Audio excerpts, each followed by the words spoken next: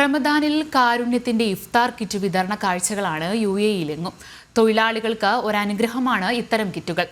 അതേസമയം Dubai Al Quoz labour ക്യാമ്പിലെ ഇഫ്താർ kit വിതരണം വ്യത്യസ്തമാണ്. ഒരു കൂട്ടം ഭിന്നശേഷിക്കാരായ കുട്ടികളും സ്ത്രീകളുമാണ് ആയിരക്കണക്കിന് തൊഴിലാളികൾക്ക് ഇഫ്താർ വിരുന്നൊരുക്കുന്നത്.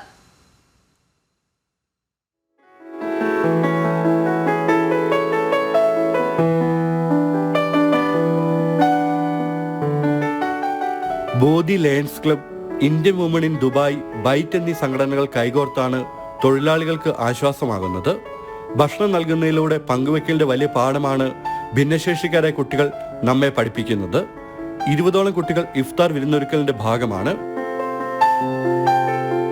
ചിൽഡ്രൻ ഓഫ് ഡിറ്റർമിനേഷൻ, അതായത് കുട്ടികൾ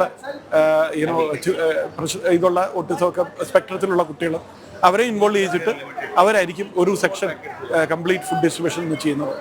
അപ്പോൾ അവരെയും ഇതേമാതിരി നമ്മളിന്ന് അറിയാമല്ലോ, ഈ പുണ്യമാസത്തിൽ പല പല സംഘടനകളും ഇഫ്താർ കിറ്റുകൾ ഡിസ്ട്രിബ്യൂഷൻ ചെയ്യുന്നുണ്ട്. അപ്പം ആ കുട്ടികളും ഈ പുണ്യപ്രവർത്തികളിൽ പങ്കുചേരുന്നു.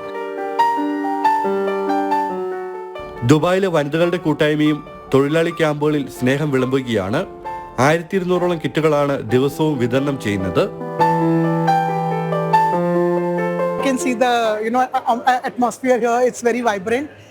We are giving away food boxes to the laborers, and we feel by giving we are only receiving so much of love and blessings for our children. ഇന്ത്യയുടെ വിവിധ ഭാഗങ്ങളിൽ നിന്നുള്ള വനിതകൾ ഇഫ്താർ കിറ്റ് വിതരണത്തിൽ പങ്കാളികളാണ്.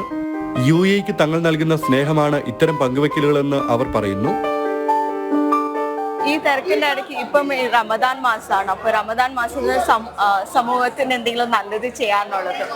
അപ്പോൾ അത് കാരണം ഞങ്ങൾ ഓരോ സമയവും കണ്ടുപിടിച്ച് ഇങ്ങനെ ഓരോ ചെറിയ ചെറിയ ഗുഡ് ആക്ട്സിൽ നമ്മൾ ചെയ്താൽ നമുക്കൊരു സമാധാനവും സന്തോഷവും ഉണ്ടാവും.